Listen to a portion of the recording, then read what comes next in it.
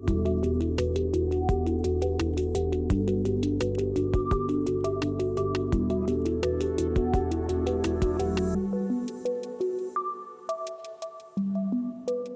change is about really destroying our home and the home for all living beings, at least the living beings that exist today, that have evolved under the present climate. It's an existential threat.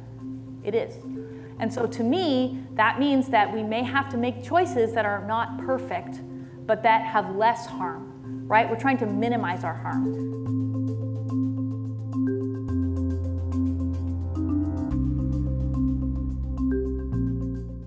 Aloha. Thank you so much for inviting me to be part of tonight's festivities. I'd like to thank Robert Perkinson, I know he was just, he's here, for arranging this event and for hosting Dr. Leah Stokes throughout the week.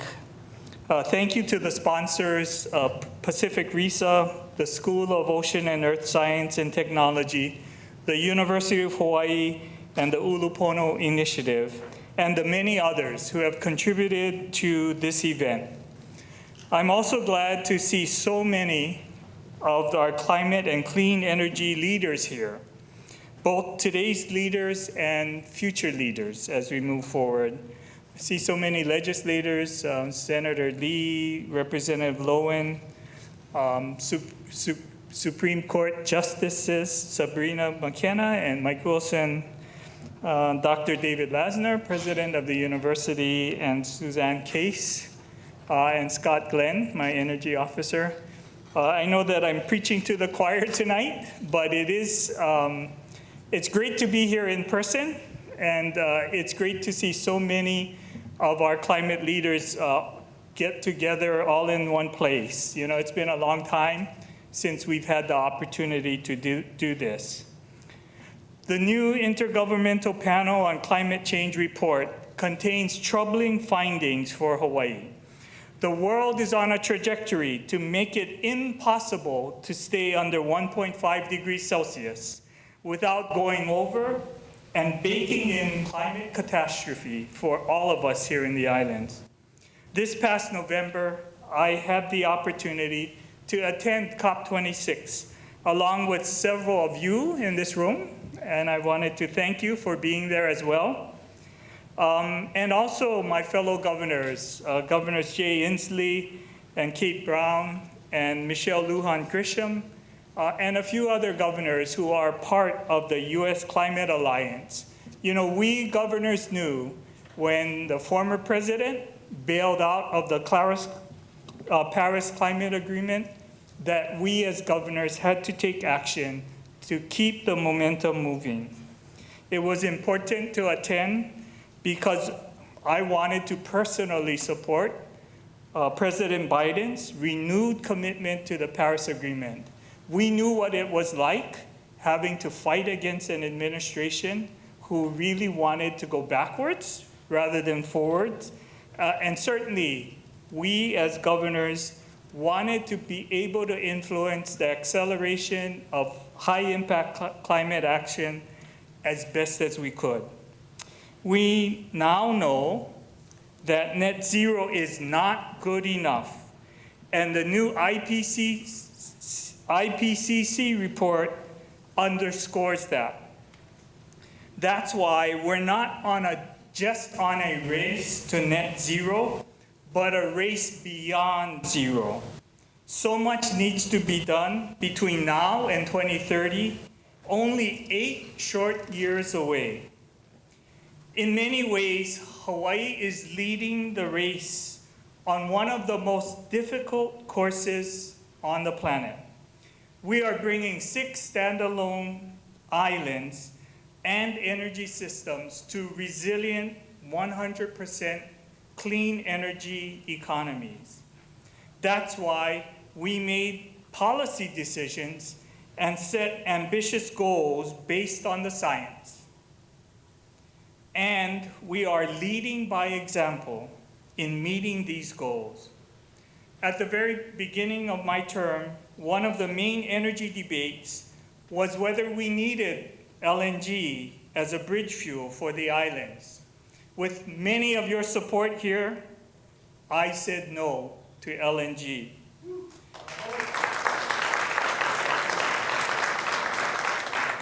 Instead, we chose to focus all of our efforts on renewables. We didn't want to be diverted.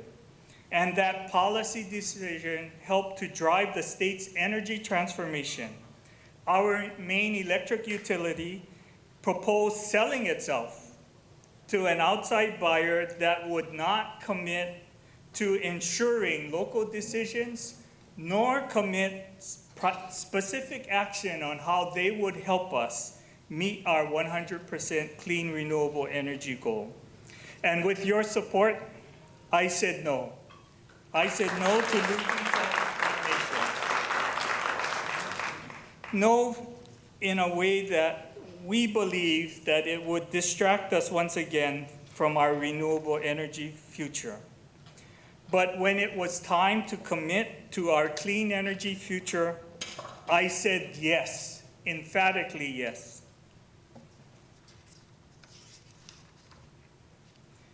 Hawaii was the first US state to commit to 100% clean renewable energy for electricity. Thanks to many of you in this room. And you know what I'm most proud of? 11 other states have since 2015, when we made that bold decision, have chosen to follow Hawaii on this path to 100% clean renewable energy.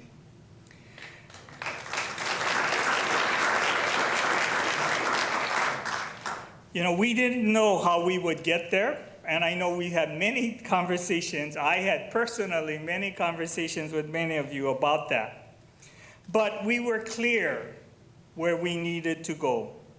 Since I started in 2014 till today, in just 8 years, we have doubled Hawaii's renewable energy for electricity from 20% to 40% in that short period of time.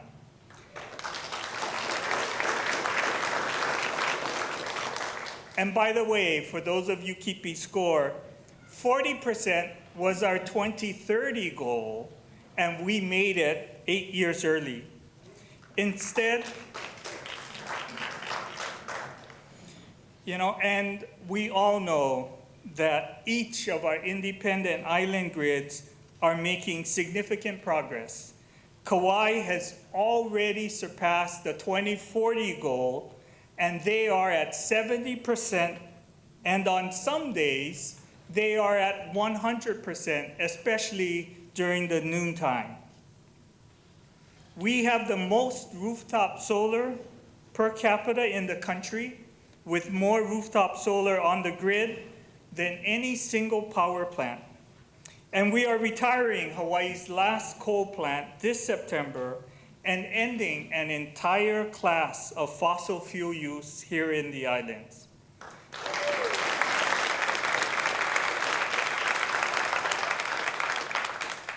But as the science tells us, this is really a race beyond net zero. Nature-based solutions are key for us in achieving negative emissions. Investments in our natural resources give us the best chance to capture more carbon than we emit.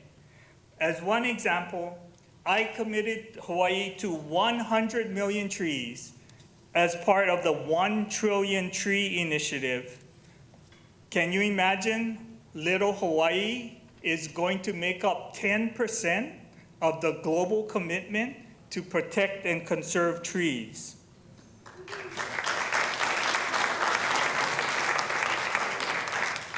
We have been able to achieve all of this because of all of you. It does take a village to move our energy agenda forward.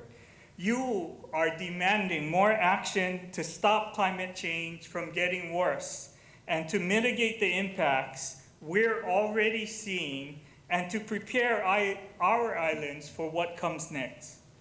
Our culture is based on the Hawaiian value of aloha, to live in harmony with the people and the land. We look up and we see green, mountains and forests. we look out and we see the blue ocean. Right now, when we look out and up, we can see the impacts of climate change every day. It's thanks to many leaders and supporters across the state that we can change Hawaii's trajectory. And the one way we're leading by example is the intentional diversity of our climate governance. Hawaii State Climate Commission has a majority of women, I'm proud to say, with both chairs being women. And almost 3/4 of the members are Asian or Pacific Islander. I believe this, yes. I believe this leadership team is making a real difference in our efforts, such as our race to zero on energy and our race beyond zero on emissions. In the Hawaiian Islands, environmental stewardship is a product of the people, place, and culture all working side by side to care for and protect the land and water we love. As islands, we cannot get quick assistance from neighboring states. We know that it's up to us to develop solutions to build resilience in our islands. And that's why we believe our islands offer the key, because Earth is an island and we can't call for help from somewhere else for this climate crisis. We know that we must take action in order to save our island Earth. The race beyond zero is really a relay race. It requires a full team with each member committed to doing the right things in the right ways at the right time. When we have the baton, we need to be able to sprint. We sprint now so the burdens of climate change do not fall unduly on our most vulnerable communities.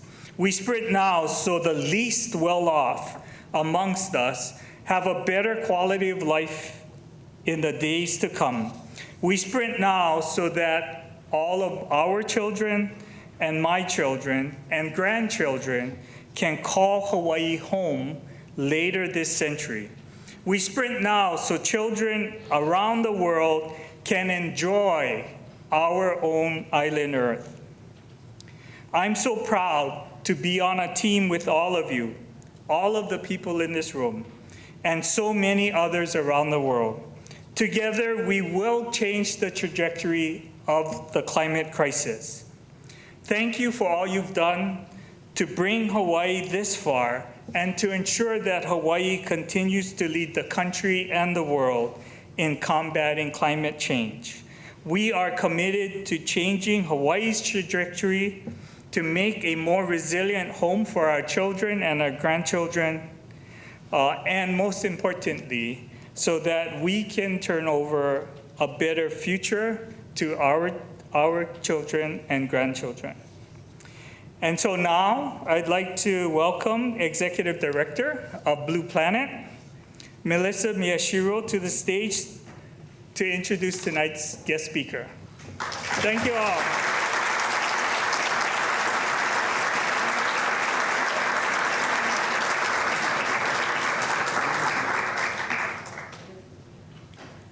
Thank you very much for that, Governor Ige, and for your leadership on clean energy. Aloha, everyone. Thank you so much for being here tonight for this important talk. The Better Tomorrow Speaker Series is a joint venture of UH Manoa, Hawaii Community Foundation, and Kamehameha Schools. The series is also sponsored by the College of Social Sciences, Scholars Strategy Network, and the William S. Richardson School of Law. Lead sponsors for this evening's event include Pacific RISA, the School of Ocean and Earth Science and Technology, and Ulupono Initiative. The event is also presented in partnership with the Hawaii Climate Change Mitigation and Adaptation Commission as part of the Ha'o Keikai collection. We'd like to hear from each of you this evening, so we will be distributing note cards and pencils for you to write out questions. And we also ask a handful of you that are working in the clean energy field to ask a question or make a comment from the stage after Professor Stokes' talk. As I think all of you know, COVID cases are rising, so we ask that you keep your masks safely in place while we are in the lecture hall, unless you are speaking. And it is my absolute pleasure to introduce our distinguished speaker tonight. Dr. Leah Stokes is a specialist in energy and climate policy and the author of the award-winning book, Short Circuiting Policy. She is an associate professor of political science at the University of California, Santa Barbara, a senior policy advisor at Evergreen Action, and senior policy counsel at Rewiring America. And it is an honor to have her with us tonight, contributing to the conversation we're having in Hawaii about collectively rising to meet the challenge of climate change and in reaching our 100% renewable energy goal by 2045. So please join me in welcoming Professor Leah Stokes.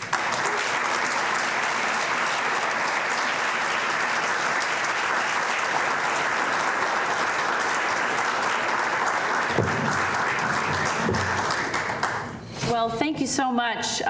It's such an honor to have the governor here, really quite an honor. I feel very intimidated, which is an unlikely thing for me to feel usually. That makes me sound arrogant, but you get the idea. I have met so many dedicated and brilliant people during my week here in Honolulu, so many people who are committing their life's work to the climate crisis, and it is truly inspiring to see all these people working so hard. And so I do feel that Hawaii is going to be a big inspiration for other parts of the United States and even for the world. So hopefully my presentation is not boring, because it feels like many of you have figured a lot of this stuff out already. So what do we think about when we think about climate change? Where does climate change come from? This is something I sometimes teach my students, and even people who work on climate change can forget this. It comes from taking carbon from underground and mobilizing it into our active cycles, meaning putting it into the air, putting it into the oceans, where it of course acidifies our oceans, putting it into even land. And so what that means is that the amount of carbon that is actively cycling is going up. And why is that happening? Because we are burning fossil fuels. That is the fundamental driver of this crisis. So climate change can feel really overwhelming and complicated, right? There are so many different sources of greenhouse gases. Of course, there's carbon dioxide, but then there's also methane, aka natural gas, or what we like to call fossil gas. There's nitrous oxides, and there's also HFCs, some of these sort of super pollutant greenhouse gases. So you might think, oh gosh, how do I tackle this problem? There's so many different chemicals that are driving it. In addition, if you break it down by sector for the United States, there are so many different contributors to the climate crisis, right? There's, of course, the electric power sector, which is what I spend my time focused on. But then there's transportation, there's heavy industry, there's agriculture, and buildings. And so it can feel like climate change touches everything, which is true, it does, and that it is going to be very difficult and complex to solve. But what I'm going to try to leave you with today is kind of a heuristic, a way of thinking about climate change that is a little simpler than all this. And that is through clean electricity and electrification. What do I mean by that? Well, if we take the United States and we say about a quarter of the current carbon pollution comes from our electricity sector, what if we were to zero that out by running it on 100% clean or renewable electricity, as Hawaii has committed to do by 2045? And indeed, more than 1 in 3 Americans currently live in a place that is targeting 100% clean power. So that solves 1/4 of the problem. Then what do? We electrify our transportation sector.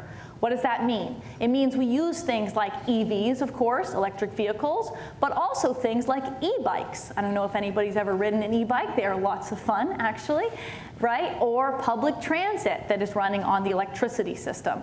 And increasingly, we'll also have to electrify medium and heavy-duty vehicles as well. And somebody had just mentioned that trucks are very popular in Hawaii, as they are in most of the United States. And you will know that Ford is coming out with a F-150. President Biden was driving this around recently. So that will be a wonderful thing, because for those who want a truck, you can get an electric one going forward. Then what do? We also have to think about our buildings as the next sort of eighth of the puzzle.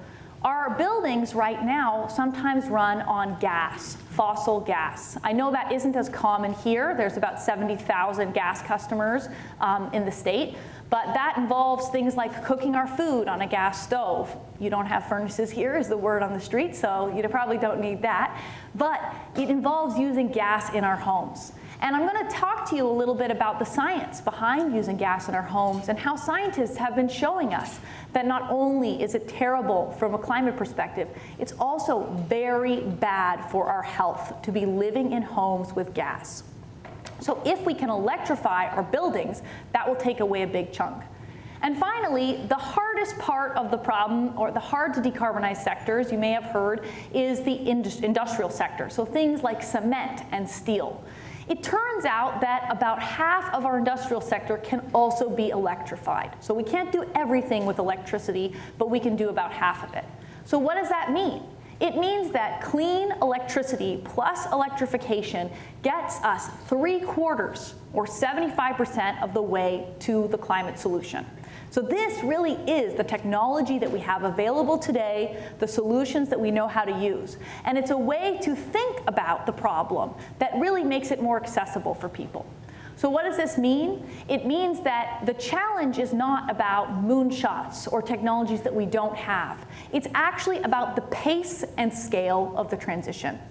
When we talk about how much faster we need to be moving, even in Hawaii, you will learn that it is a lot faster than we've been moving so far. We are going to have to do so much more over such a short period of time, and that pace is going to be rather unrelenting. I was asked yesterday when I went on public radio here, what grade would I give Hawaii from a climate and clean energy perspective? And I said, perhaps you'll be disappointed as a professor to not get a higher grade. I said maybe a B+ or an A-. Oh, why would I say that?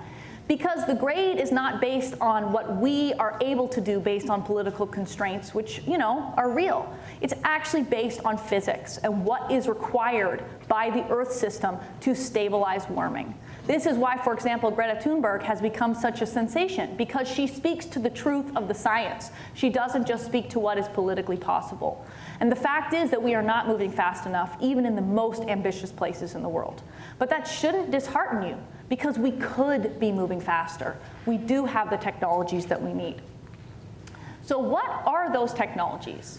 Well, in Hawaii, the focus is on renewable electricity, right? That's a slightly different thing than clean electricity, as I'll talk about. And there are a number of technologies available today that are being deployed in this state and really all around the world at an unprecedented pace.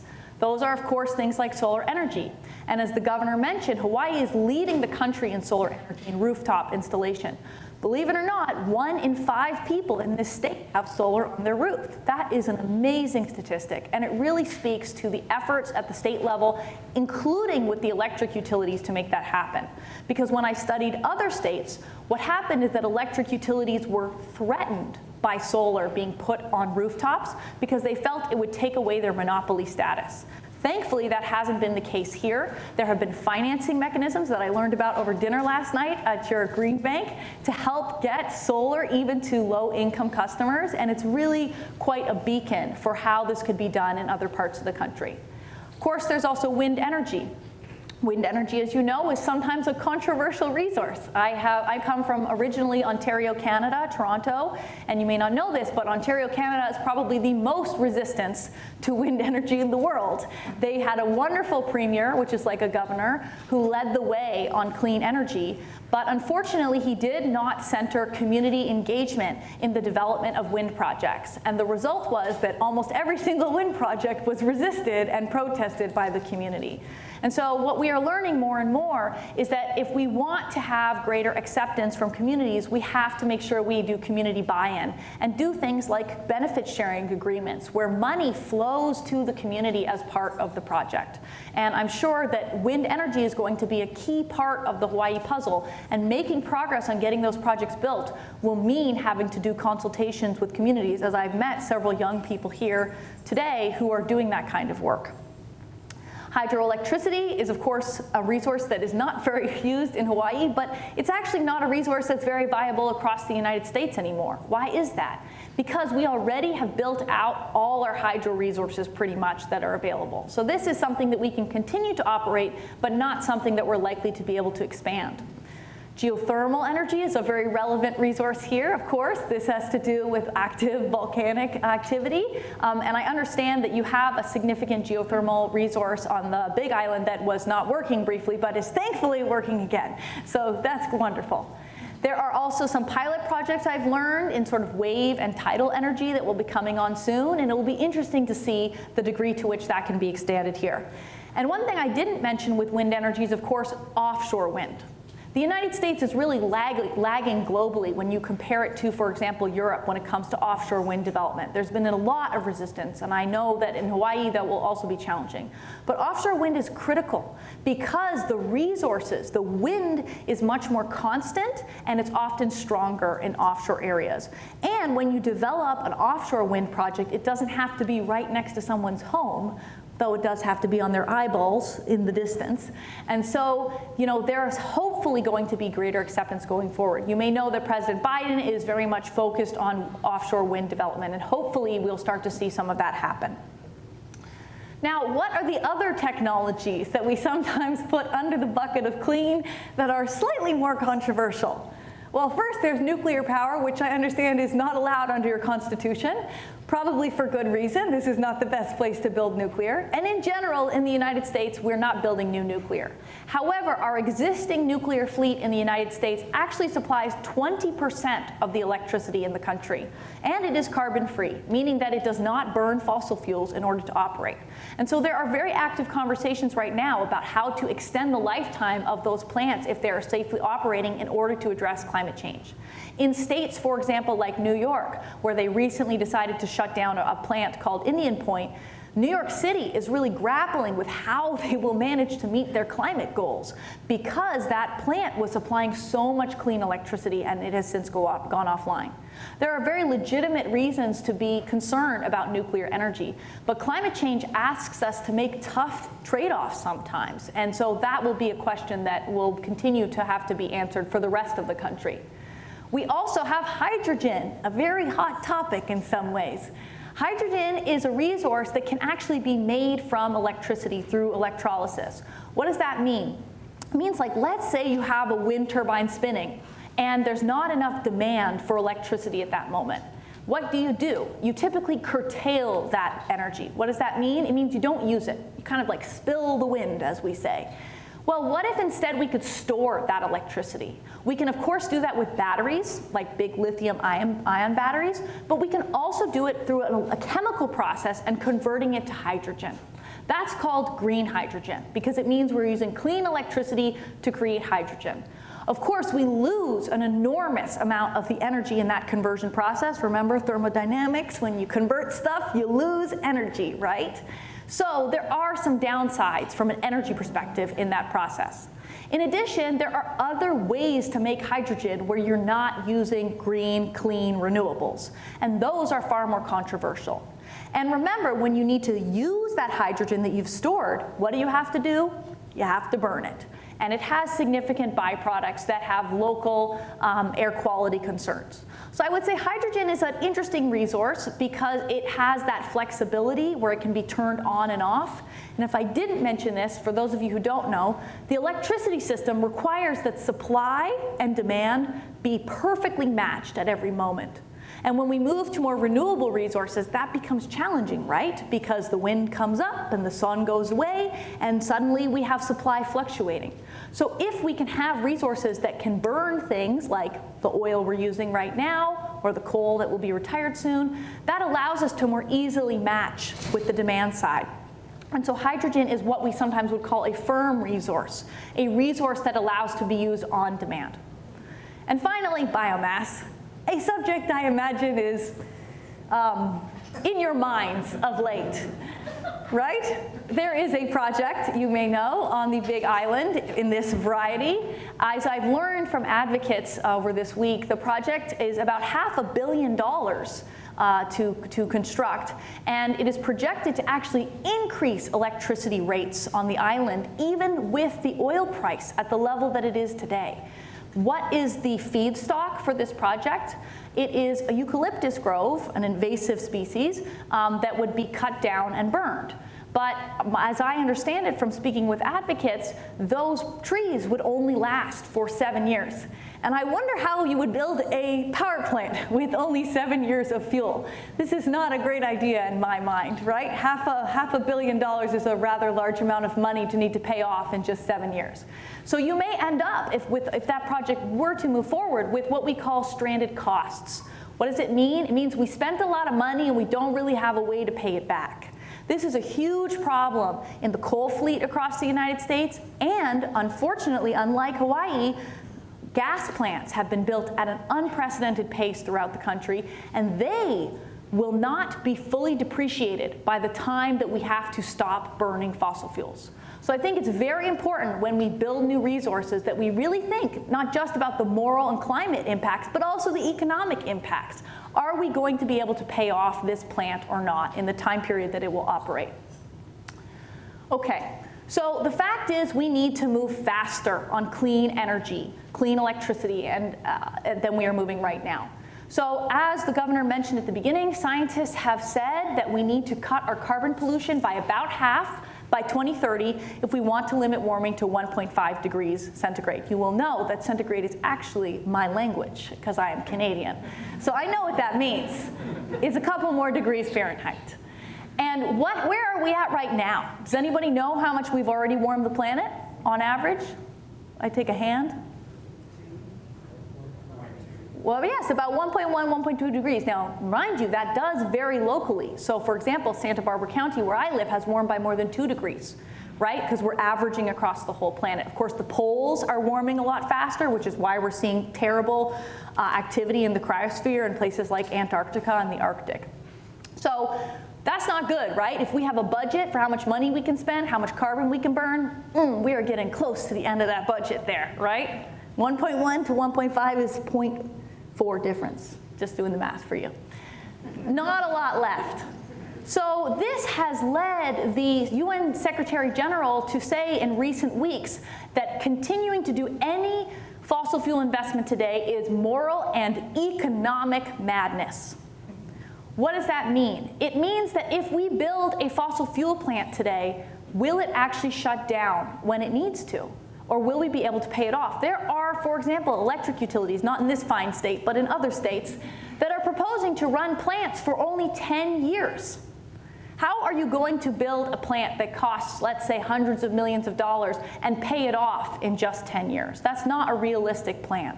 And so what scientists have actually said, there's an amazing paper, I think it's called Committed Emissions from Existing Energy Infrastructure Jeopardize Climate Targets, something like that. What does that mean, and why on earth did I memorize the name of a scientific paper's title? It basically means we cannot build any new fossil fuel infrastructure and limit warming to 1.5 degrees. If we do that anyway, we have the economic madness problem because we're going to have to retire that stuff before we've paid it off. And that's stupid, as they say. All right. So what does this mean for Hawaii, right? You have been a leader in many ways, setting a bold target of 2045 as a deadline for 100% renewables before even California did that, right? And so what does it mean is that Hawaii actually looks a little bit like the United States right now on average. You're at about 40%. Depending on which utility, we've got 38% from the really big utility, Hawaiian Electric, and then, as was mentioned, Kauai is out in front with about 70%. So let's just say we're at 38% for the sake of argument. Let's say we were to draw a line out. This is what I call the Narwhal Curve. This is this thing that I draw all the time. Let's draw a straight line from now out to your deadline. Where does it cross? When we hit 2030, where does it cross? It crosses at about 60%. Yet the goal in statute, as was mentioned, is just 40%. And so if we actually want to meet that target, we will have to move faster. And if we wanted to be more ambitious, we might say, what if we could get to 80% clean electricity by 2030? Why do I say that? Because President Biden has said that we need to hit 80% clean electricity by 2030 on the pathway to 100% clean electricity by 2035. And I will tell you that just this week in California, a new bill that is run by the Senate leadership was dropped called SB 1020, which is trying to bring up their own interim targets, which I'm inspiring those state legislators in the room to think about doing right this moment. You're being inspired. Note.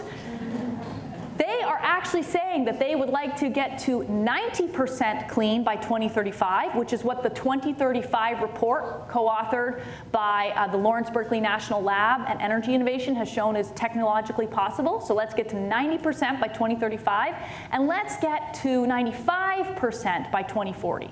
So they're really trying to move those targets up. And they're doing another interesting thing in that bill, which I'll talk about a bit later, which is they're thinking about financing. How do we pay for this transition? Should we pay for it with ratepayer funds, with everybody sort of paying their electricity bill every month? Or should we think about general revenues, for general funds, for example? Or think about the federal government trying to pay for part of it? So that is what I would challenge you all to think about. Can you move faster? Can you put it in state law so that when you are not so lucky to have such wonderful leaders as you have right now, that you still have those guideposts in the law to keep moving forward faster? Now, the second part of the talk is about electrification, right? We're talking about solving 3/4 of the problem. So I've only given you the first quarter of the solution. What is the other 2/4, aka half of the solution? It's electrification. What does that mean? It turns out, I work with this organization called Rewiring America, and Saul Griffith, who's a well-known entrepreneur, was commissioned by the US Department of Energy to try to figure out where does all this energy stuff actually happen? And what he discovered was that about half of our energy emissions, our pollution, comes from decisions that are made at the household level. All right? These are decisions like, what kind of car am I going to drive? What kind of way am I going to cook my food? How am I going to heat and cool my home, right? And there are a number of choices that households can make, and of course there are policies that can push them to make better choices that change that equation. So what do we need to do for all the households? And Hawaii is actually doing a pretty good job on this already. We have to upgrade the infrastructure with better breaker boxes. One thing that I have worked on, if the Build Back Better framework were to pass the Senate, which here's some wood, we're knocking on it, if that happens, there will be actual tax credits or investments that will help people pay for breaker box upgrades. That basically means that their house can take more electricity into it. Because you need more electricity, right? If you're going to use it for your car, you're going to use it for other things. What about heat pumps? You don't need those, never mind. You're not heating your homes. But if you're going to have more air conditioning as a result of climate change, I would encourage you to think about heat pumps, because heat pumps are extremely efficient appliances that can basically cool the home using a lot less energy. You won't need the heating side, though. That's what I've been told. There's no need for that. The Canadian was very concerned, but I've been assured it doesn't get that cold. Of course, also, we have to heat water in our homes. And one amazing thing that is getting only better, as far as I understand, is there are rules that new construction needs to have solar hot water. And increasingly, there are fewer waivers being given out for that, I understand. This is really important, because this isn't even electrification. This is just like free money on the street, right? Because you don't need to use electricity to heat your water. You're just using thermal energy from the sun, right? You basically have pipes on your roof that absorb heat and they warm up the water. That is amazing technology that's not usable in many places, you might note, right? Minnesota is not going to be able to use solar thermal to heat their water, but Hawaii can, Southern California, where I live, can too. And interestingly, I'm electrifying my home right now. And based on this trip, I'm thinking, I really should think about solar thermal again. I should go back to that, because I don't have to use electricity for it, right? That's amazing. That's like the super winning equation. But if you're not using solar, you're not using direct solar thermal to heat your water, then the next best thing is a heat pump. A heat pump is a very efficient technology that can heat your water with very little electricity. We also have induction stovetops, which are alternatives to using gas, and more people are learning that it turns out if you burn gas in your home for, let's say, cooking, you increase the risk of asthma for children in your home by 42%. If you have gas in your home, even when your appliances are turned off, they are leaking. Wow, that is disturbing. And what are they leaking in your home? They are leaking chemicals like benzene and formaldehyde. You may have heard of those things. They're carcinogens. They're very bad for your health. Now, even if they're not leaking directly, you're burning stuff in your house. What happens when you burn stuff? Particulate matter goes into the air, right? Nitrous oxide goes into the air. Really bad stuff for your lungs. And especially with COVID, where we're learning that our lung health is so critical, people are starting to reevaluate whether or not we should be putting warning symbols on gas stoves from a consumer protection perspective, because these are very dirty appliances. People, for example, my sister has this, she has a monitor in her house for the air quality because she has health issues. And when she turns on her gas stove, the monitor goes through the roof. So more and more people are questioning whether or not gas is worth it. We also need rooftop solar. You're on top of that. Just need to keep going.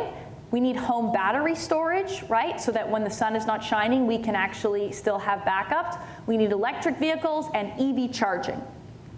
So when we think about the scale of this just in the United States, this Rewiring America group that I talked about, it's actually 500 million machines that we're talking about. 500 million decision points. Wow, that's crazy, right? What does that mean? It means that we need policy at the state, local, federal level that makes the default choice the clean, efficient electric choice every single time. Because what happens if we pick an appliance that uses fossil fuels? Well, we're going to use that appliance for many years, and we're going to be locked into a fossil fuel-based system. So we got 500 million decisions to make. We need our governments to make those decisions better. We want to be nudged in the direction of the good choice. And there's also infrastructure, as I mentioned, that goes behind these changes. For example, I'm electrifying my home right now, and there needs to be a trench dug to my house. Why on earth? Because my electrical panel is not powerful enough. It needs to be upgraded. And so we need to have more incentives to help people afford that infrastructure to, for example, have an electric vehicle charging at their home at a higher speed. Meanwhile, I've just had 4 years of an EV at the low speed, and we just plug it into an outlet. And honestly, it still works. So if you don't want to upgrade your breaker box, it could still make it work, but it is a little slow. So we've got 100 million breaker boxes to do, 100 million solar rooftops, 100 million home batteries, and 200 million EV chargers. Wow, there's a lot of work to do. So I want to make one other point, which I think some people don't fully understand, which is that the electric appliance is also an appreciating climate asset. What do I mean by that? I mean it gets cleaner over time, something a fossil appliance can never do. Even if you put the most efficient gas furnace, which you would never do in Hawaii, but go along with me here. You put the most efficient furnace in the world in. Guess what? In 10 years, it still burns fossil fuels, and it still burns at that rate, right? Maybe it leaks a little more too.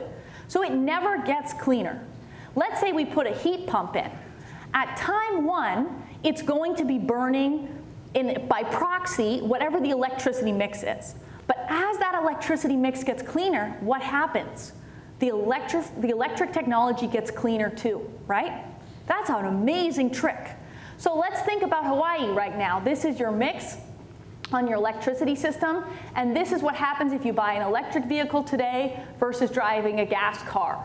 Basically, you're going to save a little bit less than half the pollution if you plug it into the grid. So don't worry if you're like, well, our electricity system runs on oil, and so is it not good? No, it's definitely still good to get an EV. That's 101, okay? But imagine if when you become Vermont, I know it's a little bit tricky to imagine becoming Vermont, but Vermont is your future, so to speak, because they have 100% renewable electricity today. And so what happens when you drive an EV in Vermont? It's zero. You see that? So when we're thinking about where we're going, it's not just cleaning up the electricity system. Cleaning up the electricity system is also the key. It's the first linchpin, as I say, to also cleaning up our transportation sector. So that's really some magic right there. That's something a fossil fuel appliance can never do. All right, so what will electrification in Hawaii look like? Right now, as I mentioned, there's about 70,000 gas customers. We also have 1 million gas-powered cars. I got some cool data. It was fun, and I looked at it. We have 20,000 almost. We're close. We're like 19,400 or something like that, but we're getting there. Almost 20,000 electric vehicles, which, do the math, my friends, is 1 in 50 cars. That's pretty cool. Actually, Hawaii is one of the top states when it comes to EV adoption. And the sadder statistic is we only have 750 public charging ports. So that's going to need a little work. So what is needed? What do we think about when we think about Hawaii's electrification trajectory? We need to have 100% all electric and solar hot water heater powered homes. I'm like really loving the solar hot water heater. I teach it in my class, but I never think about it very much. And I came here and I was like, yes, it is the best thing. So we need to do that, right? We're going 100% clean in the homes, which means we don't want anybody putting in gas lines right now because we're going to have to remove them. We need 1 million electric cars, and I'm going to throw in bikes and public transit. It's not all about, yeah, bikes, cool. And e-bikes are very fun, my friends. They're really fun. You got to get one of those if you want to. They're fun. So those are the technologies that we're going to be using. And I want to just show you that I did some math, and you think you need something like 50,000 charging ports. So we got a little bit of a ways to go on that. I'm going to tell you a little bit of the story. So I went to Maui before I came here, and I stayed right next to a wind farm and right next to an oil-burning generation station. So that was kind of a microcosm of the grid. And I rented an electric vehicle. Well, that was an interesting experience. I've owned an EV for 4 years in California, and never in my life have I experienced the dreaded range anxiety, which is when you worry, oh my God, will I have enough or not? And you would think it's an island. How far can I even go in a day, right? But because there was no charging, there wasn't a lot of charging infrastructure, and there wasn't where I was staying, I couldn't plug it in every night. And then when I went to one of the charging stations, which was a very nice charging station, I couldn't plug it into that port. And neither could anybody else, I assure you, because there were no other cars there. That was unfortunate. So clearly, there's need for more charging infrastructure in this state. And that isn't to say you shouldn't get an EV, all right? I'm a tourist. I don't live here. I don't know if you knew that. And so if you live here, hopefully you could have a charging port at your house. And if you have a charging port at your house, you are good as gold, my friends. You're not going to drive that many miles in a day. It's an island after all. And an EV is a perfect, perfect vehicle here. But especially when you think about the tourism industry and wanting those cars that people are renting to be EVs, it's so important that the infrastructure goes up. I'll tell you a little second story about this. I tried to rent an EV here on this island. That was another interesting experience because the gentleman wanted to charge me $40 to charge the car after the fact. I was planning to drive 20 miles.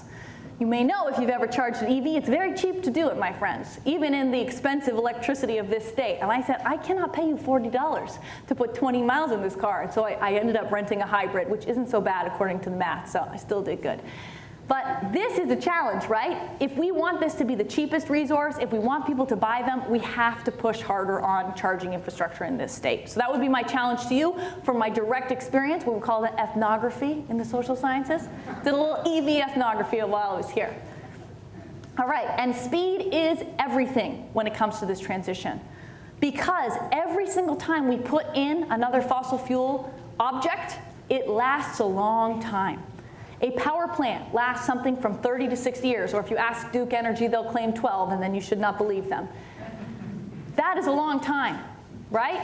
Indeed, let's add 30 years to the current year, and what do we get? We get to 2052. Is that not the year that we're supposed to be net zero? It is. So we can't build anything that needs to live for 30 years, period. What about cars? Cars stick around for a long time, and even if you yourself decide you don't want to use that car anymore, maybe you sell it in the secondary market, right? So that car stays around. So anybody buying a car today, again, if you add 25 years to today, you get awfully close to 2050. So we need people's next car to be an EV. It has to be the default choice. Same thing with gas water heaters, kitchen ranges, and clothes dryers. So how are we going to pay for this? This is a hilarious question people love to say. We seem to have a lot of money to pay for a lot of terrible things, but not for creating a livable planet somehow. So people will save money. This is something I'm learning like more every day. You know, I've been doing climate stuff for like 20 years, and you just keep getting deeper and deeper. And I just really believe and see now that it is actually cheaper. But it's a financing problem, so all my like financing nerds in the room get excited.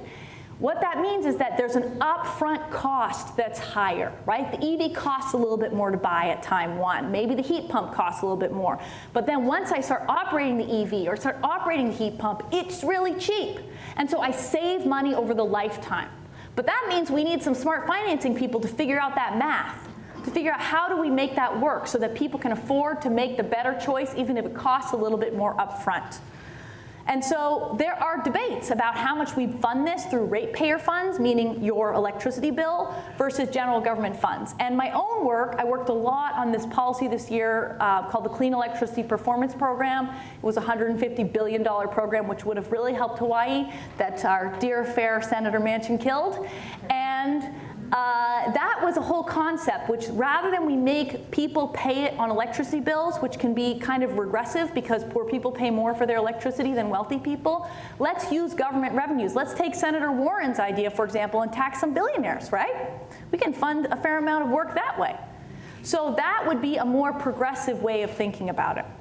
And so there are a number of solutions to this financing problem. One that is being pioneered in this state, on-bill financing. In fact, the fabulous person who is the head of this at the Hawaiian Green Infrastructure Authority program, I believe is in the room because I saw her earlier. She's fabulous. We also can fund it through federal investments. This is why the $555 billion that are like hopefully coming back to life next week in the US Senate, if they pass, it will be absolutely transformative, including for Hawaii, because it will infuse cash into this system. We can also think about state investments. Are there ways to use the general funds in this state, for example, to fund part of the clean energy transition? And we can think about new business models from private financial companies. I'll tell you just one that I heard about recently. There's a new company that is thinking about how to get Turo car rental micro businesses to pick EVs. What is Turo? Have you heard of this? It's like the better way to borrow cars. You don't have to go stand in line and sign the paperwork, take 100 years. You just go and pick up a car. And so all these people have created little businesses where they buy a bunch of cars and they rent them out to tourists. This is how I rented my cars. And what this company is trying to do is make it cheaper for those people who own those cars to make them be EVs. How do they do that? They provide that financing where they say, okay, we're going to subsidize the cost of the car when you buy it, so it's cheaper than buying the gas car. And then over time, as you make money when you're renting it out to people, you're going to pay us back a little bit.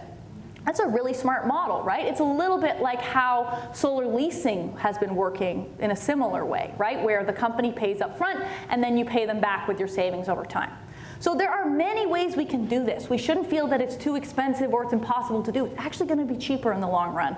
We just have this capital turnover problem and we have an upfront cost problem that we have to get through to get to that cheaper promised land.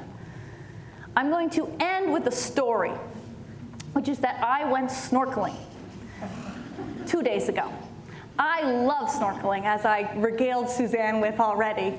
I just love it. I think it's the most magical thing, and it's one of the most tragic things that the coral reefs are not as healthy as they once were. And I bumped into a fish. In fact, it was the national fish of the state, I believe. It is a reef triggerfish, and now I'm going to attempt to say the name in the Hawaiian language, which is the Humu Humu Nuku Nuku Apuaha. Okay.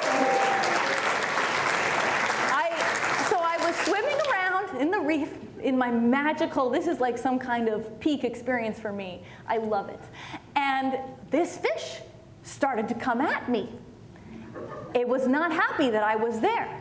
It started to come at my face. Maybe some of you have experienced this. It started to come at my feet. I thought, okay, something's not, this fish is not happy. And I went over and I said to my husband, oh, I upset a fish. I don't know what I did. And then I went back because I myself, and the fish did it again. So I was like, okay, yeah, that fish wants me to stay the hell away. So I left. And you know what I thought when the fish came at me? I thought the fish is upset with me because I am not doing enough on climate change. I'm not even kidding you. That is the thought that came to my mind.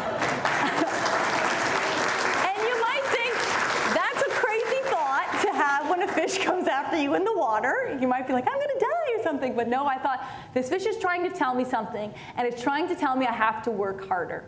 And so we went afterwards to the interpretive center, and I told the woman, oh, I had this interesting experience with a fish. She's like, oh, yeah, that fish, it's over here. Let me show you. And she told me that during this season, the mating, the season, I believe it's April to May, this fish lays eggs. And when the eggs are laid, it doesn't want people to come by. It feels threatened. And in a certain sense, what it's trying to do is protect its home.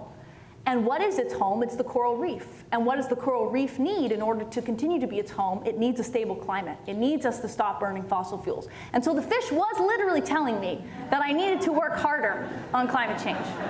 And so I hope hope all of you will take this message from this fish that I met 2 days ago, and from your own life, whatever platforms you have, if you are a state legislator, if you work for the government, if you're just a person who is thinking about buying an e-bike, for example, or maybe wants to put solar on their roof, think about what you can do to do more, because all of us have to do that. The time is running very short, my friends. There is only 8 years, really 7.5, until 2030. And so all of us have to do everything that we can do, or else we will really regret it, and this fish will too. So thank you very much. I really appreciate the time with all of you.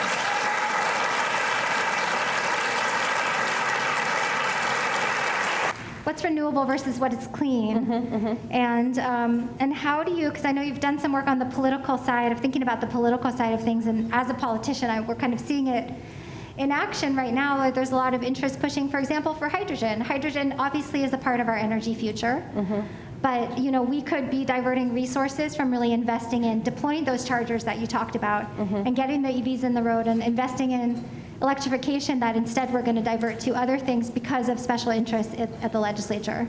And that's not the only way that that's happening. So I guess, do you have any comments about that? Like, I appreciate your optimism. We have, like you said, a limited time to stay below 1.5 or below 2, but that's like very much if you take a model and plug in all the things we could do, maybe we can stay below 1.5, but the political reality of it just seems what's possible is extremely different from what is probable. So I just would love to hear your comment on that. So, yeah. Well, in terms of clean versus renewable, this is a very active debate. Every state that's passed a renewable portfolio standard or a clean electricity standard has had to grapple with this issue. It's always a thorny one. And my favorite is that Pennsylvania somehow decided that coal bed methane was a renewable fuel under their renewable portfolio standard, which is not a renewable fuel. It is a fossil fuel. So, there are different decisions made, sometimes for special interests, often with utility influence in different places. I think biomass as a technology is increasingly being scrutinized because of the particulate matter and the air pollution impacts.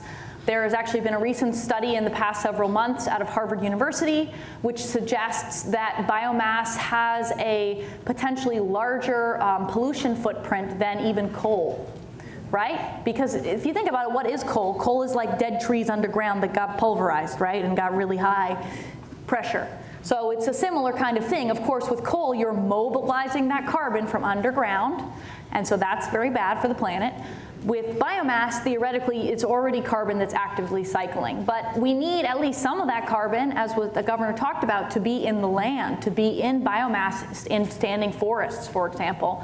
And so when we burn it, we put it back into the atmosphere, into the oceans, and that can have short-term climate impacts, even if over the long term we're not necessarily digging up carbon from underground. So I think we have to make really careful choices about biomass and really think about what is the fuel source that is behind that. There are some kinds of biomass that are used in sort of byproducts in pulp and paper, manufacturing that is maybe okay. But when you build these projects at time one, they become kind of like little monsters, right? They have to keep being fed over time. And so what is the plan for how you're going to keep feeding that beast over time? I think people really should ask themselves that question. And what are the air pollution impacts going to look like from that plant as well? So that would be one thing to mention about the clean resources. In terms of hydrogen, it's definitely a controversial area. I think that it's probably going to be part of the mix. I think less so in the transportation sector. For a while, there was a bit of a competition between electric vehicles and hydrogen vehicles. You may have heard of the Toyota Mirai, or maybe you haven't.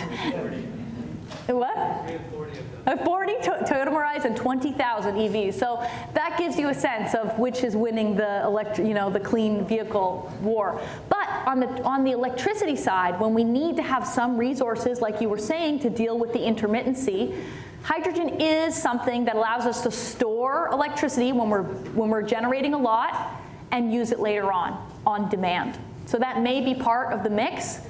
It'll be interesting to see where people are willing to build that. Certainly in California, there's growing opposition to that in various places because of local air pollution. And I will just say, there's this wonderful book by David Mackay called Sustainable Energy Without the Hot Air. He unfortunately died, but it's a free PDF on the internet because he just gave away the book, which was very cool.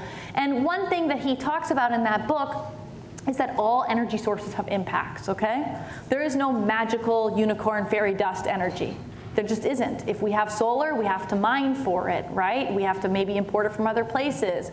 Now, we have to ask ourselves, which energy sources have the lowest impacts, and do honest scientific accounting to understand over their life cycle which has the lowest impact. So wind, for example, you need to make steel. Steel uses carbon.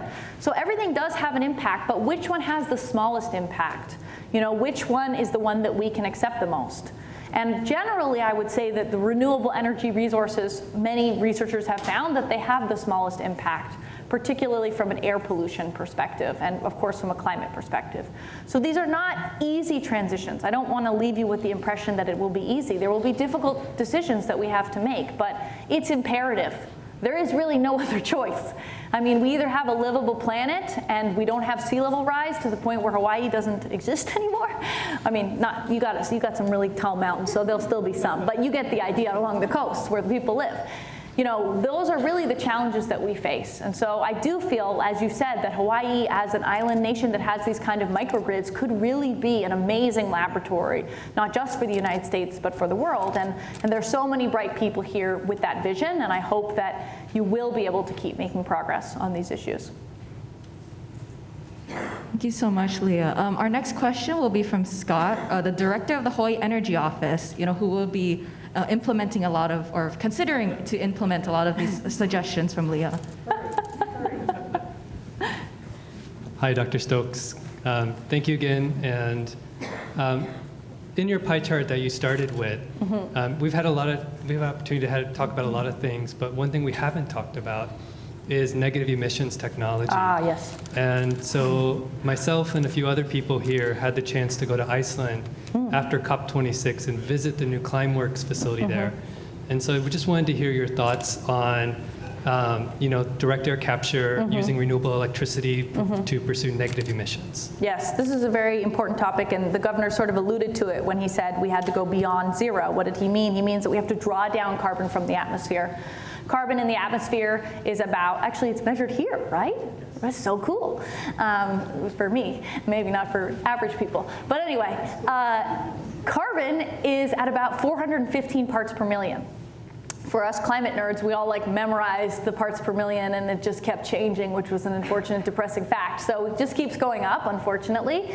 And we know, for example, if you heard of this organization that Bill McKibben, Jamie Henn, and others founded called 350.org. This is a big environmental group, and why is it called 350.org? It's called that because the idea is that 350 parts per million was the atmospheric concentration of CO2 that humans evolved in, lived in for all time. This has been our Earth at 350 parts per million. So 415 is more than 350. I'm really helping with the math right now. Larger number. And that means that with the amount of carbon in the air right now, our climate is already warming. We're already going to have some of those potential feedbacks, right? Like the cryosphere melting, reducing the albedo effect, meaning the reflectivity of the sun, increasing the planet, right? Bad stuff is the point. And so the carbon concentrations today, in my view, are already not safe, not ideal. Certainly not for small island nations, for example. They don't feel that this is a safe amount of carbon dioxide in the atmosphere. And so what that means is that we have to think about drawing down the carbon from the air. I want to make a point here when I talk about this. Where does this carbon come from? I told you, and I put this on my problem set for my undergrads, they never get it right. So what is the difference between burning wood and burning fossil fuels? I want someone to answer this. Like the biomass thing we just talked about. What's the difference? You're putting that carbon into the atmosphere from underground, the past carbon, and right now it's active in the cycle, but not in the atmosphere. There you go, right? You learned it. You put it past that. Very nicely done. So the carbon is underground. Geological storage doesn't move around very much. The geological people, they don't get out too much, all right? We got to put it back there. if we talk about planting trees and restoration, that's great stuff. I'm not trying to say it isn't. We should definitely do that stuff, but it is not geological storage of carbon. Because if, for example, we till the earth after we've put, let's say, compost in it, which has carbon, we release that again. So we have to get things deeper down. We have to do things like no-till agriculture, and we have to have stable forest carbon. And what we know is that the carbon sinks, as we say, aka the forests, like the boreal forest, for example, in Canada, that they are becoming sources, not sinks. What does that mean? It means they're burning a lot, and they're putting carbon into the atmosphere. And so thinking about storing carbon in trees under a destabilized climate is not, it's like putting your money in a shoebox underneath your bed. Somebody might find that money and take it away. We need to put it in like a vault. And that vault is underground. So there are new technologies like direct air capture, which can pull carbon out of the air. So a lot of what that technology does right now is just use it as a fuel stock and kind of creates a cycle. So you could, for example, pull carbon from the air, make a synthetic hydrocarbon, and then create airline jet fuel. That would still be better than current because we wouldn't be digging new stuff underground, but we also wouldn't be putting it back underground. So getting carbon back underground is a key thing. And historically, when we talked about these issues, people felt like that would be a get-out-of-jail-free card, that somehow the fossil fuel industry would say we can keep burning. And in fairness, a lot of the industry that is pioneering these technologies, although not Climeworks, is a fossil fuel industry. So it's understandable why people are suspicious. But we also need to remove carbon from the active cycle, because where is it going right now? The ocean. Why do we have ocean acidification? Because the ocean is this big sink where all that carbon has been going, and it's basically dissolving all those carbonates, right? The little creatures in the ocean and acidifying the ocean. So that's bad. So we have to think about putting it back underground. And so I support direct air capture. I think it's an important technology. But I just want to give you a sense of scale. We can't build enough of that stuff like ever, all right? We'd have to build like all of the fossil fuel infrastructure on the planet again in direct air capture if we really wanted to, keep having the system that we have today. So this is going to be a part of the puzzle, but it is not an excuse to continue burning fossil fuels. We have to stop burning fossil fuels and think about how to draw down existing pollution. So it's a complicated topic. I hope it was at least somewhat elucidating for all of you, and thank you, Scott, for asking the question. Thank you so much, Leah. We had several questions about the extraction of precious rare earth metals and whether or not the planet is able to supply these rare earth metals, and what are some of the environmental, non-climate related environmental damages to extract these to electrify, and if you have anything to say about that.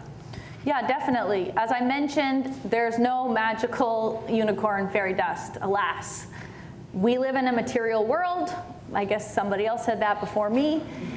And there are material impacts to all of our decisions. So lithium mining, for example, which happens a fair amount in Chile, but also in the United States, it has an impact, right? Extraction of rare earth metals has an impact. One of the things we're going to have to get really good at is actually recycling. And I don't mean the crappy version of plastics and all that stuff. I mean rare earth metals, lithium, et cetera. We have to create a process by which that stuff that we dig out from the earth, we can keep using it again and again. This is sometimes what people call the circular economy, right? Because the extraction has an impact, and it has an impact on many communities. My own view, at least from what we know so far, is that that impact is local and overall smaller than the impact from climate change. Climate change is about really destroying our home and the home for all living beings, at least the living beings that exist today, that have evolved under the present climate. It's an existential threat. It is. And so to me, that means that we may have to make choices that are not perfect, but that have less harm, right? We're trying to minimize our harm. And this is, if we think about philosophical traditions too, this is often what we try to do, right? We try to minimize harm. We can't be perfect. I don't know if you know about the Jain religion, but it's a religious practice where they really try to like kill nothing ever, and they wear shoes, for example, that are lifted up so that they don't even step on ants. And that's a very noble practice too, but we are always impacting other beings. We're always having an impact on the earth. The question is, how can we minimize our impact, right? And so overall, I think that the clean electricity and electrification pathway has less impacts than the fossil fuel-based status quo. So much. One of the questions is asking, what are some of the more promising strategies that you've observed among interest groups to promote renewables and electrification, policy advocacy or otherwise? Yeah. Well, I think that people who work in a place in community for a long time and build relationships with legislators, with public utility commissioners, with bureaucrats in government, they can make a really big difference. Last night at dinner, someone will have to tell me the name of the organization that Murray works for. What is it called? Ulupono, for example. He was telling me about all the work he had done on performance-based regulation and how excited he was about this, which is perhaps not what gets everybody out of bed in the morning, but it is certainly what gets this gentleman out of bed. And he told me they'd built a model, and they built a financial model, and they gave it to the utility. And that is the kind of work that really makes a difference. It's people who are in a place, who are connected to other people, who are working on trying to find solutions, and working with others. So much of our society has this model of an individual, right? Like, this is a cultural thing in the United States in general, that I myself will do something, right? When actually, when we think about social movements and activism, and certainly my own experience, it's more about a collective. It's about a network. It's about meeting other people and talking with them and sharing their ideas and trying to work things out. And I think Hawaii is the kind of place where you generally have one party in office, and theoretically you should be able to have that kind of collaborative spirit to a much greater extent than we would have, for example, in Ohio, another state that I have been studying, where you just have opponents who are very active and have a lot of power. So I think that that kind of work, getting involved in a group, in an organization, is the way that you can make impact. I've certainly seen that myself. This is why I work with Evergreen Action and Rewiring America. We have set up these coalitions of more than 100 groups across the country to work on the federal climate bill on clean electricity and electrification. And we've just run campaigns the whole year long to get various amendments into the bill, ideas to lobby senators to pass it, and we work together like every week on phone calls, and we strategize and we talk. And that is the kind of networked activity that really can make a difference. And you can even do that in your local context. I'll give you a story from Santa Barbara, where I live. We had been trying to ban gas in new construction. It's sort of like the thing you have here where you say you have to put a solar hot water heater on a new construction, right? We said no more gas. And so there was a group, and the Sierra Club was involved and others, and we got together and we strategized and we showed up for the city council meeting and we managed to pass that. And we managed to pass that over the opposition of the gas utility that had sent out text messages to about half of the people who live in Santa Barbara, causing 400 people to write to the city council. And if you're a city councilor, you know that is a lot of letters to come in on an issue opposing this thing. And we still won because we organized. And so I really encourage people to join an environmental group if they're interested in this, to think about how can I work with others. And that can be on everything from how do I get a bike lane, a protected bike lane in my community, to how can I help phase out gas in my community, to how can I help low-income people afford to put solar on their roofs, right? There's so much awesome work that's happening, and your energy can really make a big difference if you plug into organizations and don't just sort of live in your own silo. So if you want to hang out in your own silo too, think about what your next purchasing decision is going to be. Are you going to buy a car? What kind of car is that going to be? Are you going to have to change your hot water tank? What kind of hot water tank are you going to put in? All those choices also really matter. Much, Leah. I think it was really amazing that you've highlighted all the local initiatives that we have here in Hawaii, and all the so many people in this room who are dedicating their lives to do this work. And we wanted to invite anyone such as Senator Chris Lee or Justice Wilson or anyone else who would like to say any words or ask any questions to Leah to kind of create this conversation and continuing to move it forward. If anyone wants to. Okay.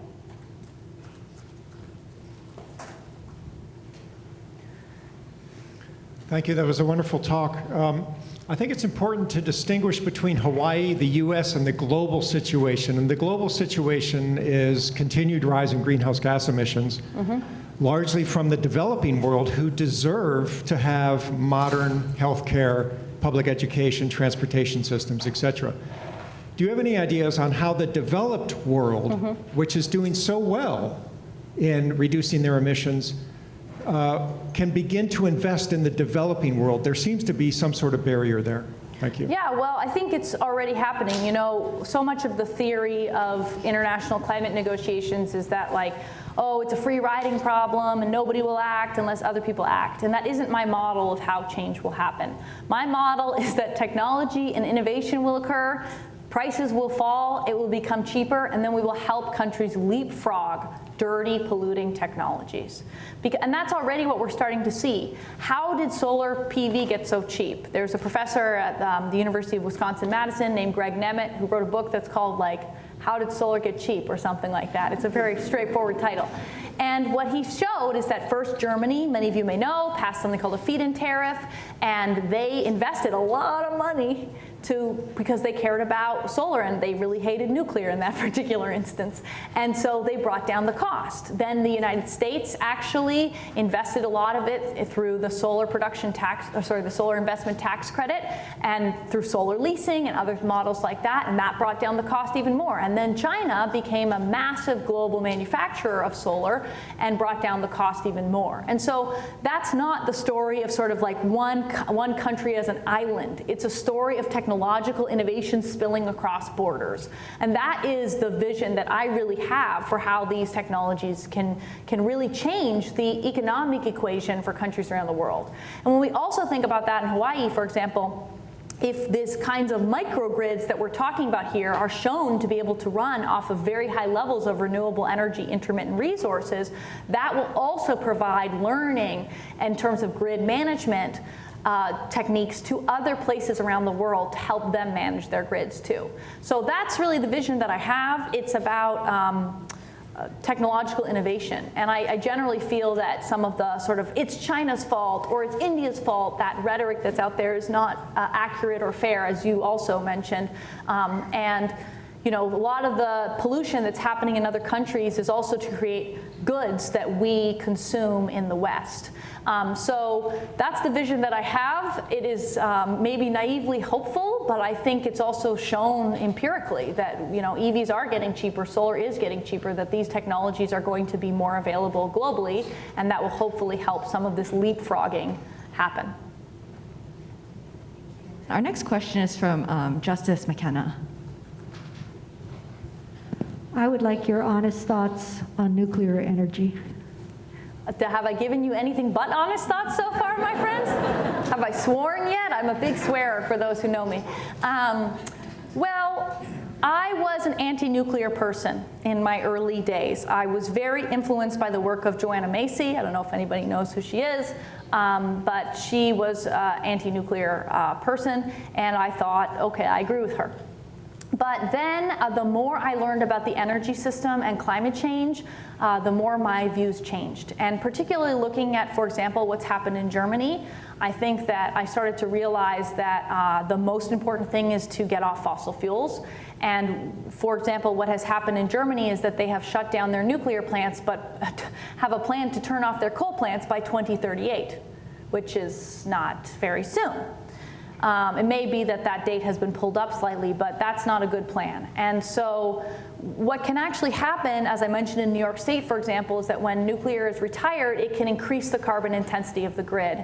And that can also have pollution impacts for communities. So for example, in New York City, when the Indian Point nuclear plant was closed down, there are gas plants that operate in the 5 boroughs of that city, and they started to operate more, and that has real environmental justice implications for communities. And air pollution is not something to be messed with, my friends.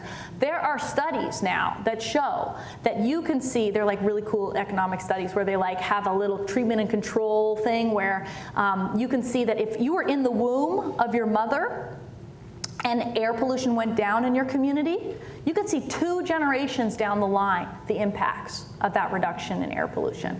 There are intergenerational impacts from air pollution on things like learning, cognitive abilities.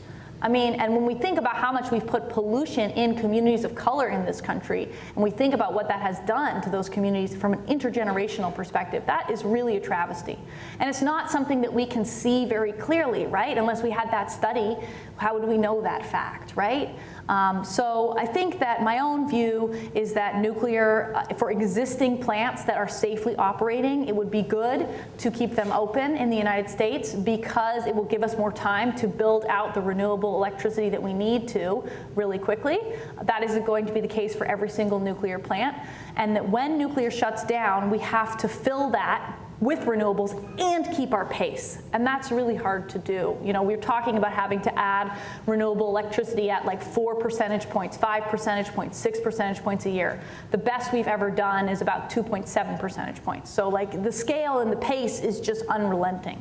So that's where I'm at with that issue. Obviously in Hawaii it's not going to happen here, and so it's not as relevant here. But my view is that, you know, especially for the plants that do exist, they provide carbon-free electricity, and that's important. But you don't think new ones should be built? Well, it's not even so much my opinion as the economics. There is one plant being built in the south right now, Vogel, and it's like an economic disaster. And that is the problem with nuclear plants. They're like over schedule and over budget always. So the big challenge with nuclear is not even just acceptance right now, it's actually the economics. It can't really compete, so. I just have a quick question on that subject. When we're talking about nuclear, don't we also have to discuss the state of the fuel storage? Ongoing security, and that industry, and then also curious, that is perspective on our future potential.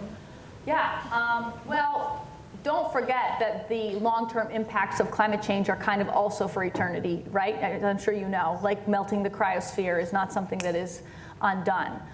So, you know, I think that yes, nuclear waste is a big issue. Climate change also a big, somewhat irreversible issue. And I will say too, I don't know if folks are familiar with this, but in France they have a lot of nuclear electricity, and they actually have a recycling program. You can push nuclear material through various states and actually reuse it. In the United States, that's not done because of concerns about weapons grade material. It goes through plutonium when you're recycling it, so that's not done here, but it is done in Europe, and you reduce the waste enormously when you do that. So I'm not saying one should do that, but I'm just pointing out that we make policy and political choices that affect how much waste there is, about where we store that waste, et cetera. And we could make different choices that might minimize that. And what was the second part of your question? Fusion. Oh, interestingly, somebody from the White House called me up a couple weeks ago and said, we are getting close on fusion, and we're going to have a fusion summit, and we thought we should let you know. And I thought, I don't know why you're letting me know, but cool. Now I can let all of you know that they are having a fusion summit, and they seem to be getting closer. And I know that for those of you who've been in energy for a long time, fusion's always been getting closer, but maybe this time it really is. I don't know. I don't think the summit's happened yet. But yeah, they seem to be making some actual scientific progress on that. I don't know how soon it is. It's always 20 years, right? Isn't that the joke? So couldn't tell you, but there is going to be a summit on the subject. Apologize, everyone. We're running a little bit low on time, so the only questions we can take are from Senator Chris Lee and then Justice Wilson. However, Leah is on Twitter if you want to follow her, and also Yes. her lots of content online. But here you go. I have a podcast, if you can listen. Thanks so much for the conversation. I think often as regular folks, we look at Congress and the president to solve our problems. We look at the international folks at the UN and at COP and everything else, but often we're let down. Mm-hmm. Surprise, surprise. Mm-hmm. And the average voices don't seem to resonate there. Mm-hmm. And in DC, obviously, it seems like the only voices that do matter is Joe Manchin and maybe for comic relief, Marjorie Taylor Greene. But how do we get people to engage in places where their voices do matter in ways that can make a difference, like Santa Barbara, like you were saying? Mm-hmm. And do you think there's enough momentum in these smaller places to collectively make a difference? Yeah, well, I mean, not to name names or anything like that, but there is a representative from this fair state who was not the best on the Build Back Better agenda. And one could have called that person, for example, and that would have made a difference. And maybe some of you did make those phone calls and did try to weigh in on that subject. And, you know, I don't know that person personally, nor will I guess name his name, but that is an example that is perhaps unexpected, where Hawaii had something to say to an important person on the matter of moving forward President Biden's clean energy agenda. So, you know, there are often ways you can get involved. One thing that I did was I built a little website. It's called call4climate.com, call4climate.com. There's a phone number. It will route you to the president, Schumer, and your 2 senators from your state. I know you got some good senators, but maybe the president and Schumer need to hear from you. And you need to say, hey, the Senate recess is over on Monday. What's going on with the $555 billion in clean energy and climate investments? You know, not that many people call Congress. Your calls actually do matter. And I know because I'm a political scientist and I've studied it. In fact, we have this really cool study right now going on where we're looking at like who contacts Congress and what about and da-da-da. So that's something you can do. Maybe you're also part of an environmental organization like the Sierra Club. Maybe you could ask the Sierra Club that why aren't they telling people to call Congress right now? That is my personal very big frustration. I'm a member of the Sierra Club and they're not telling people to call Congress right now, nor have they been telling them for the entire past year. But I did get a text message about the board nominations this week, which really annoyed me because I wanted a text message about calling Congress. So maybe you could talk to the Sierra Club, and there's some fabulous people here associated with your local Sierra Club, so you could talk to them. So, you know, sometimes we don't actually take the collective action. We don't call our state representatives, we don't call our federal representatives or email them or whatever it is. I mean, how many of you have done this recently? And I would love it if you have, so. A couple. So, you know, not that many, right? And you can also ask your friends to do it too. That actually matters. And then when there are local decisions, how do you know when they're happening? That's why you need to be part of an organization, because the Sierra Club, for example, will send you an email. I got an email from somebody about a nomination of somebody recently here, and they had views on the matter, right? So if you want to be plugged into what's happening and really make a difference, you've got to be part of groups. And it doesn't even necessarily cost you any money to join these groups, right? There are local groups that you can be part of, and I'm sure some of you are. And so that's what I would encourage people to do, to join with others, to be part of groups. That's certainly what has elevated my own work. My work with Rewiring America and Evergreen Action has allowed me to literally design legislation in Congress, which if I was just Leah Stokes on my own, I couldn't do. So find other people who believe in what you believe in, and as you know, as that quote goes, never doubt that a small group of committed people can change the world. It's all that has ever done it. So, you know, there are people in this room right now who I've talked to who are those kinds of people, and I would encourage you to figure out how can you find people like that to work with, because it's not just the right thing to do, it's meaningful and fun, to be honest. You'll make like the best friends of your life if you do this kind of stuff. So it's not just sort of eating your vegetables, it's getting your dessert too. And then last question.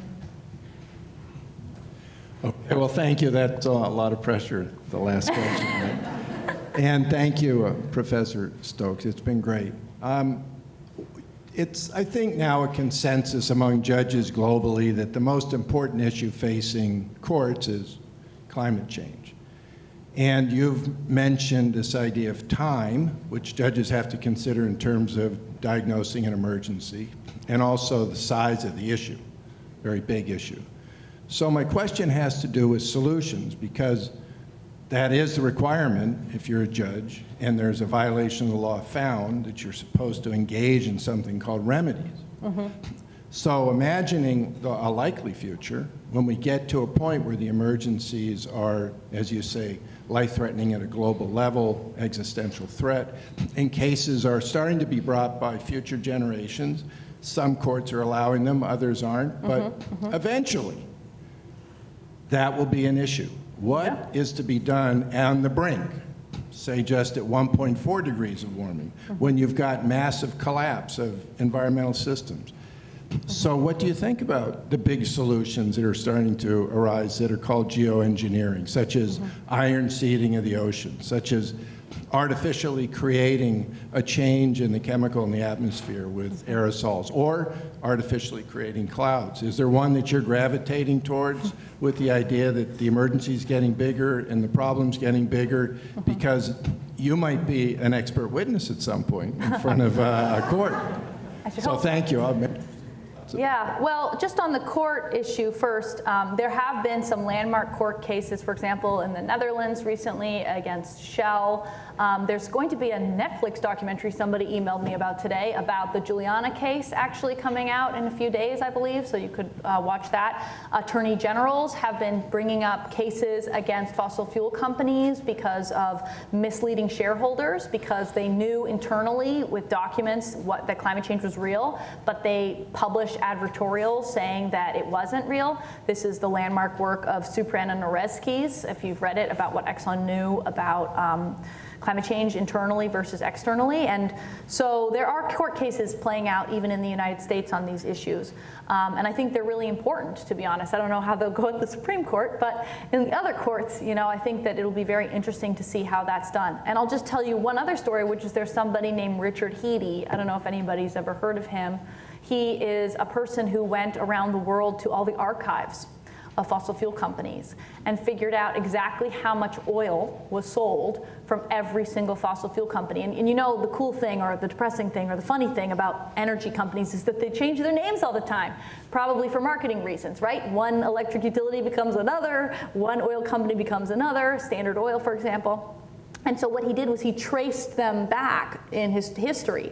And so for those of you who've heard that statistic that like 90% of pollution can be traced to 100 companies, this statistic, that's this work of Richard Heady. He went around the world and did this. It's just an amazing story and just a sense of, there's so much that each of us can do. This guy, he lived on a sailboat in the San Francisco Bay or something like that, and he decided to spend his time going to archives, and it has had a huge impact because when we know exactly how much carbon is attributable to each company, we can start to think about liability, right? Because what then scientists have done is they've taken that pollution and put it through a climate model and thought about forcings, right? And then being able actually to do attribution. So, okay, this storm happened or this climate impact happened. Can we tie it back to the sales of a specific company? Wow, that's amazing, from an analytical perspective. So I think we are going to see more court cases happen and more kinds of accountability, hopefully, for fossil fuel companies. In terms of geoengineering, so there's a lot that falls under that bucket. I would say that sometimes people get confused and they think that direct air capture is under that bucket. I generally don't think it is. I think that's a different kind of technology. I did an interesting call with some people working on ocean solutions, actually, that are quite interesting. Like, for example, seaweed. I'm sure some of you have heard of this, but you can grow seaweed at pretty large scale, turn it into fuels, for example, or use it as a carbon sink. That's kind of an interesting large-scale industrial process that people are talking about. There's also other kinds of, it's not iron fertilization, which is the sort of well-known geoengineering thing. There's other kinds of sort of ocean fertilization that can lead to more growth of organisms and carbon being sequestered in the deep ocean. So there are some interesting technologies in this area that people are starting to explore that aren't as nefarious as turning the sky yellow, which is what the spraying of sulfur dioxide in the high stratosphere, I believe, is often talked about. Because what does that do? It basically creates reflectivity, like albedo, such as the ice reflectivity that I mentioned, to put less energy into the Earth. But what that doesn't do, of course, is reduce carbon, therefore does not reduce ocean acidification. And so some of these solutions are kind of like half-baked solutions that don't really solve the full problem of the carbon cycle. So I am not a huge proponent of those things, but I do know that some of the scientists who are believe in it because they think that the level of warming now is unsafe and that there could be runaway feedbacks, and that we have to kind of have a short-term cooling, sort of like when volcanoes erupt, where they put a lot of particulate matter, less energy comes into the planet in a time period, and it has a cooling over time. They think that if we can do that for a short period of time, then it will be, safer in the long run. And I will point people to a novel called The Ministry for the Future. I don't know if anybody's read that book by Kim Stanley Robinson, but he tells a very interesting story. It opens up with a tragic heat wave in India where like 1 million people die, which is not beyond the realm of possibility in the coming years. And then that leads to some countries kind of unilaterally doing this stratospheric sulfur dioxide seeding. So anyway, that's kind of an interesting book if you want to kind of science fiction style explore geoengineering. It's pretty interesting. So I don't know if I gave you a solid answer on that, but these are the bad questions we will be asking ourselves if we don't stop burning fossil fuels, right? Like this is not a nice conversation to be having, and it just shows you the urgency. And so the final thought that I would leave you all with is like that fish I mentioned. I want you all to ask yourselves, am I doing enough every day? Because when we think about what moves the needle, it really is each one of us taking personal responsibility, and not in a small sense like my carbon footprint, no. In a social change sense, in a policy change sense, in a big vision of how can I make a difference. You know, my footprint is by no means perfect, but as Bill McKibben says, hypocrisy is the price of admission to this battle. You are not going to be perfect. You're just going to be who you are, and that's all that is needed to make a difference. So I challenge all of you to get involved on climate policy, to do everything that you can, because then you'll be able to sleep better at night.